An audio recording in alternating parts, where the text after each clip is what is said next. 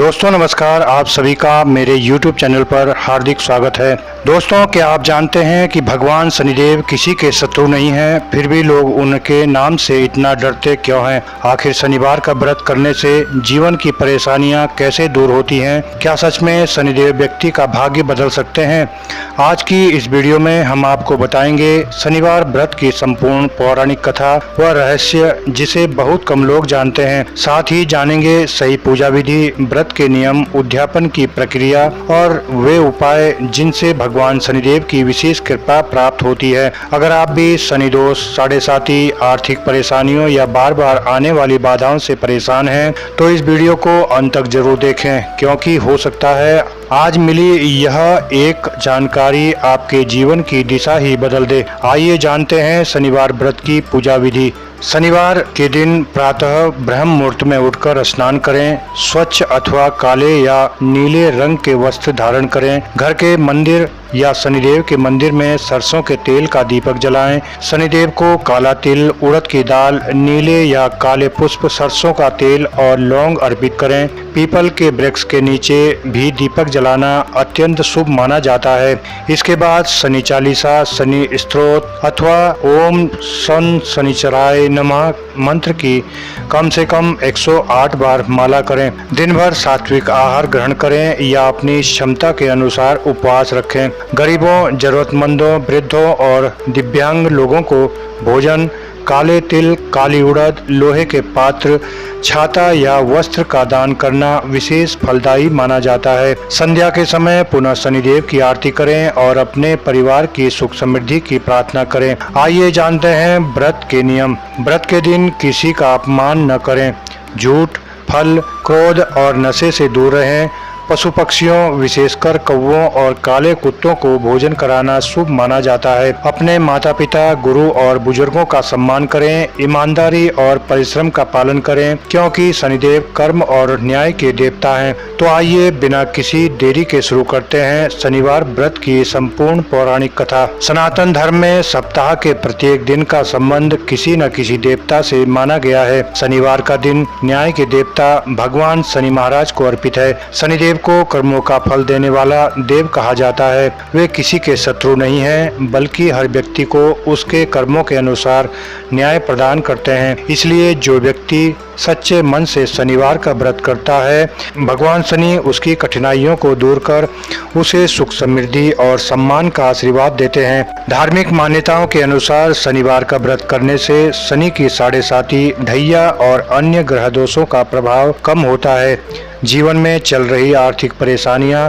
शत्रुओं का भय, रोग, कोर्ट कचहरी के मामले और बार बार आने वाली बाधाएं धीरे धीरे समाप्त होने लगती हैं। जो व्यक्ति श्रद्धा और नियम पूर्वक 11, 21 या 51 शनिवार तक व्रत करता है, उसके जीवन में सकारात्मक परिवर्तन आने लगते हैं। भगवान शनि उसके परिश्रम का उचित फल दिलाते हैं और उसके परिवार में सुख शांति बनी रहती है। बहुत समय पहले उज्जैनी नगरी में वीरसेन नाम के एक धर्मात्मा और न्याय प्रिय राजा राज्य करते थे।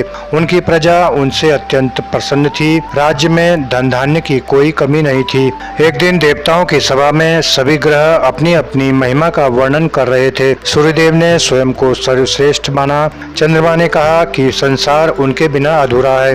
मंगल, बुध, बृहस्पति और शुक्र ने भी अपनी अपनी महत्ता बताई। यह विवाद बढ़ता गया तो सभी ने निर्णय लिया कि इसका फैसला पृथ्वी पर किसी महान और न्याय प्रिय राजा से कराया जाए। सभी ग्रह राजा वीरसेन के दरबार में पहुंचे।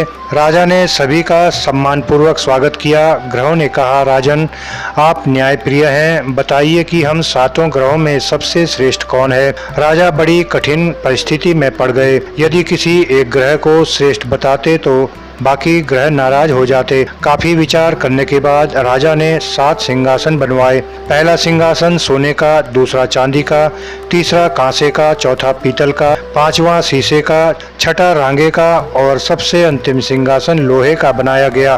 फिर उन्होंने ग्रहों से कहा कि सभी अपनी इच्छा से किसी भी सिंहासन पर बैठ जाए। सूर्य सोने पर, चंद्र चांदी पर, मंगल कांसे पर, बुध पीतल पर, बृहस्पति शीशे पर, शुक्र रांगे पर और शनिदेव लोहे के सिंहासन पर विराजमान हुए। सभा समाप्त हो गई, किंतु शनिदेव समझ गए कि राजा ने उन्हें सबसे अंतिम स्थान दिया है। वे क्रोधित हो गए। उन्होंने कहा, राजन, तुमने मेरा अपमान किया है। समय आने पर मैं तुम्हें अपने प्रभाव का अनुभव अवश्य कराऊंगा। राजा ने हाथ जोड़कर क्षमा मांगी, लेकिन शनिदेव बिना कुछ कहे वहां से चले गए। कुछ समय बाद राजा की कुंडली में शनि की दशा प्रारंभ हुई। धीरे धीरे उनका भाग्य बदलने लगा। राज्य में अकाल पड़ा, शत्रुओं ने आक्रमण कर दिया, राजा का खजाना खाली हो गया।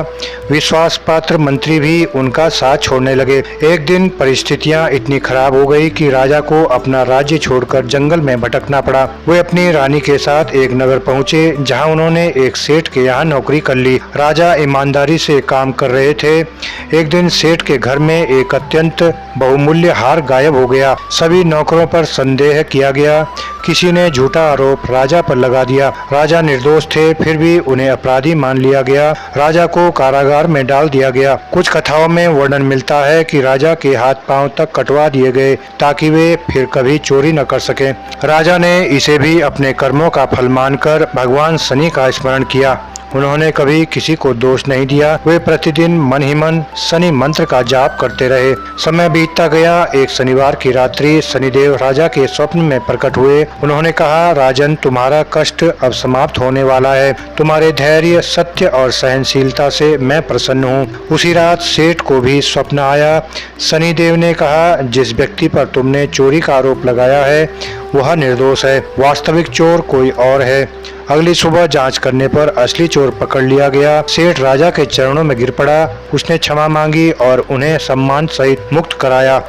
इसी बीच राजा के राज्य से भी समाचार आया कि शत्रु पराजित हो चुके हैं और प्रजा अपने प्रिय राजा को वापस बुला रही है।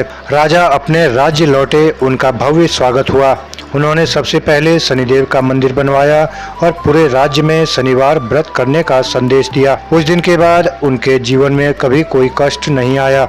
कहा जाता है कि इस व्यक्ति श्रद्धा और विश्वास से शनिवार का व्रत करता है, शनिदेव उसके जीवन से कष्टों को दूर कर न्याय और सफलता का मार्ग प्रशस्त करते हैं। राजा वीरसेन ने जब अपने राज्य में पुनः प्रवेश किया तो पूरी नगरी हर्षोल्लास से भर उठी। प्रजा अपने प्रिय राजा को देखकर भावुक हो गई। चारों ओर शंख, नगाड़े और घंटियों की ध्वनि गूंजने लगी। लोगों ने पुष्प वर्षा कर अपने राजा का स्वागत किया। राजा ने सबसे पहले राजमहल जाने के बजाय भगवान शनि के मंदिर में जाकर उनके चरणों में प्रणाम किया। उन्होंने हाथ जोड़कर कहा, हे न्याय के देवता, आपने मुझे यह समझा दिया कि मनुष्य के जीवन में सुख और दुख दोनों उसके कर्मों का परिणाम है। आपके कारण ही मेरा अहंकार समाप्त हुआ और मुझे सत्य का वास्तविक ज्ञान प्राप्त हुआ। राजा की विनम्रता प्रार्थना सुनकर शनिदेव प्रसन्न हुए। आकाशवाणी हुई, राजन, जो मनुष्य कठिन समय में भी धर्म और सत्य का मार्ग नहीं छोड़ता, मैं स्वयं उसकी रक्षा करता हूँ। जो अपने कर्मों को सुधार लेता है, उसके जीवन में मेरे कारण आने वाले कष्ट भी समाप्त हो जाते हैं। उस दिन से राजा ने पूरे राज्य में प्रत्येक शनिवार भगवान शनिदेव की पूजा, दान और सेवा का आयोजन शुरू कर दिया। निर्धनों को भोजन कराया जाता, असहाय लोगों को वस्त्र दिए जाते और पीपल के वृक्ष के नीचे दीपक जलाए जाते। राजा स्वयं भी हर शनिवार व्रत रखते और प्रजा को सदाचार तथा ईमानदारी का संदेश देते। धीरे धीरे राज्य पहले से भी अधिक समृद्ध हो गया। खेतों में भरपूर फसल होने लगी, व्यापार बढ़ने लगा और लोगों के जीवन में सुख शांति लौट आई। दूर दूर से लोग राजा के राज्य में बसने आने लगे, क्योंकि वहाँ न्याय, धर्म और समृद्धि का वातावरण था। कहा जाता है कि एक दिन स्वयं शनिदेव ब्राह्मण का वेश धारण करके राजा की परीक्षा लेने पहुंचे। उन्होंने साधारण वस्त्र पहन रखे थे और भोजन की याचना की। राजा ने बिना उनका परिचय पूछे आदर पूर्वक उन्हें आसन दिया, भोजन कराया और दक्षिणा देकर विदा करने लगे। तभी ब्राह्मण के रूप में आए शनिदेव अपने दिव्य स्वरूप में प्रकट हुए। पूरा राजदरबार उनके तेज से आलोकित हो गया। शनिदेव ने कहा, राजन, तुमने बिना किसी भेदभाव के एक अतिथि की सेवा की है। यही सच्चा धर्म है। मैं तुमसे अत्यंत प्रसन्न हूँ। इसके बाद शनिदेव ने राजा को आशीर्वाद देते हुए कहा, आज से तुम्हारे राज्य में कभी अन्न, धन और सुख की कमी नहीं होगी। जो भी श्रद्धा से शनिवार का व्रत करेगा, सत्य बोलेगा, गरीबों की सहायता करेगा और अपने कर्मों को शुद्ध रखेगा, उस पर मेरी विशेष कृपा बनी रहेगी। राजा और समस्त प्रजा ने जय शनिदेव महाराज का उद्घोष किया। तभी से यह मान्यता प्रचलित है कि शनिवार का व्रत केवल ग्रहों की शांति के लिए नहीं, बल्कि अपने जीवन में सत्य, न्याय, सेवा और सदाचार अपनाने का संकल्प भी है। इस कथा का संदेश स्पष्ट है। शनिदेव किसी को बिना कारण कष्ट नहीं देते। वे केवल मनुष्य को अपने कर्मों का उचित फल प्रदान करते हैं। यदि व्यक्ति सच्चे मन से अपने कर्म सुधार ले, दूसरों के साथ न्याय करे, जरूरतमंदों की सहायता करे और भगवान का स्मरण करे, तो शनिदेव उसकी सभी बाधाओं को दूर कर उसे सुख, समृद्धि और सम्मान का आशीर्वाद देते हैं। राजा वीरसेन के राज्य में शनिदेव की कृपा से सुख और समृद्धि लौट चुकी थी। दूर दूर से लोग उनकी न्यायप्रियता और भगवान शनिदेव के प्रति उनकी अटूट श्रद्धा की चर्चा करने लगे। अनेक राजा, ऋषि और व्यापारी उनसे मिलने आने लगे और शनिवार व्रत का महत्व जानने लगे। एक दिन राजसभा में एक वृद्ध ऋषि पधारे। राजा ने उनका आदर पूर्वक स्वागत किया और उनसे निवेदन किया, गुरुदेव कृपया बताइए कि शनिदेव को कर्मों का न्यायाधीश क्यों कहा जाता है। ऋषि मुस्कुराए और बोले, राजन, संसार में मनुष्य अपने कर्मों को भूल सकता है, लेकिन कर्म कभी नष्ट नहीं होते। समय आने पर प्रत्येक कर्म का फल अवश्य मिलता है। शनिदेव उसी ईश्वर की न्याय व्यवस्था के प्रतीक हैं। वे किसी के मित्र या शत्रु नहीं होते, बल्कि निष्पक्ष होकर सभी को उनके कर्मों का फल प्रदान करते हैं। ऋषि की बातें सुनकर पूरी सभा मौन हो गई।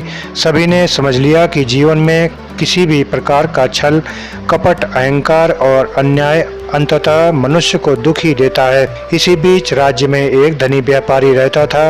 उसे अपने धन का बहुत अभिमान था। वह गरीबों का अपमान करता, मजदूरों को उचित मेहनताना नहीं देता और हमेशा झूठ बोलकर लोगों को धोखा देता था। जब लोगों ने उसे शनिवार का व्रत करने की सलाह दी तो वह हंसते हुए बोला, धन से बड़ा कोई देवता नहीं। समय बीतता गया। धीरे धीरे उसका व्यापार घाटे में जाने लगा। उसके जहाज समुद्र में डूब गए, गोदाम में आग लग गई और उसके अपने साथी भी उसे छोड़कर चले गए। कुछ ही वर्षों में वह निर्धन हो गया। दुखी होकर वह राजा वीरसेन के पास पहुंचा और अपनी सारी व्यथा सुनाई। राजा ने उसे डांटा नहीं, बल्कि प्रेम से समझाया, संकट का कारण केवल ग्रह नहीं, बल्कि हमारे कर्म भी होते हैं। यदि तुम अपने व्यवहार को बदल दो, सत्य और सेवा का मार्ग अपनाओ तथा श्रद्धा से शनिदेव की उपासना करो, तो अवश्य ही तुम्हारे जीवन में परिवर्तन आएगा। व्यापारी को अपनी गलती का एहसास हुआ। उसने सबसे पहले जिन लोगों के साथ अन्याय किया था उनसे क्षमा मांगी, गरीबों की सहायता की, मजदूरों का सम्मान किया और प्रत्येक शनिवार भगवान शनिदेव का व्रत रखने लगा। वह पीपल के वृक्ष के नीचे दीपक जलाता, काले तिल और उड़द का दान करता तथा जरूरतमंदों को भोजन कराता। कुछ समय बाद उसका व्यापार फिर से चलने लगा। इस बार उसके मन में धन का अहंकार नहीं था। वह अपनी आय का एक भाग हमेशा दान और सेवा में लगाने लगा। लोगों ने देखा कि सच्चे मन से किए गए प्रायश्चित और अच्छे कर्मों ने उसके जीवन की दिशा बदल दी। राजा वीरसेन ने इस घटना को पूरे राज्य के लिए एक शिक्षा बना दिया। उन्होंने घोषणा की, जो व्यक्ति दूसरों का अधिकार छीनता है उसका सुख अधिक समय तक नहीं टिकता, लेकिन जो सत्य, परिश्रम, दया और सेवा का मार्ग अपनाता है उस पर भगवान शनिदेव की कृपा अवश्य होती है। तभी से राज्य में यह परंपरा बन गई कि प्रत्येक शनिवार लोग न केवल पूजा करते, बल्कि किसी न किसी जरूरतमंद की सहायता भी अवश्य करते। धीरे धीरे राज्य धर्म, न्याय और करुणा का आदर्श बन गया। इस प्रकार शनिवार व्रत केवल एक धार्मिक अनुष्ठान नहीं रहा, बल्कि लोगों के जीवन में सत्य, ईमानदारी, परिश्रम और सेवा का संदेश बन गया। यही कारण है कि आज भी श्रद्धा और नियम पूर्वक शनिवार का व्रत करने वाले भक्तों पर भगवान शनिदेव की विशेष कृपा बनी रहती है। समय बीतने के साथ राजा वीरसेन का राज्य धर्म, न्याय और समृद्धि का प्रतीक बन गया। चारों दिशाओं में उनके कीर्ति फैलने लगी।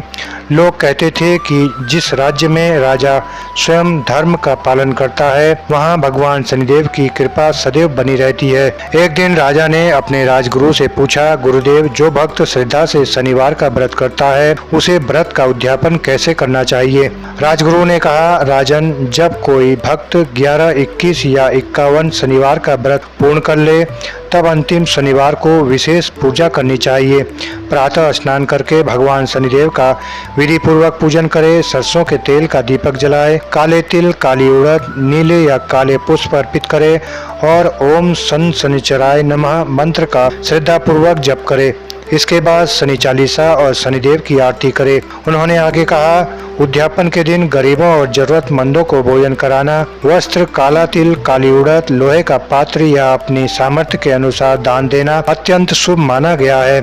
यदि संभव हो तो पीपल के वृक्ष के नीचे दीपक जलाकर समस्त प्राणियों के कल्याण की प्रार्थना करें। राजा ने पूरे राज्य में यह परंपरा आरंभ करवाई। प्रत्येक वर्ष बड़े श्रद्धा भाव से शनिवार व्रत का उद्यापन किया जाने लगा। हजारों लोग शनिदेव के मंदिर में एकत्र होकर भजन कीर्तन करते, दान पुण्य करते और भगवान से अपने कर्मों को श्रेष्ठ बनाने की प्रार्थना करते। एक दिन भगवान शनिदेव पुनः दिव्य रूप में प्रकट हुए। उनके तेज से पूरा आकाश प्रकाशित हो उठा।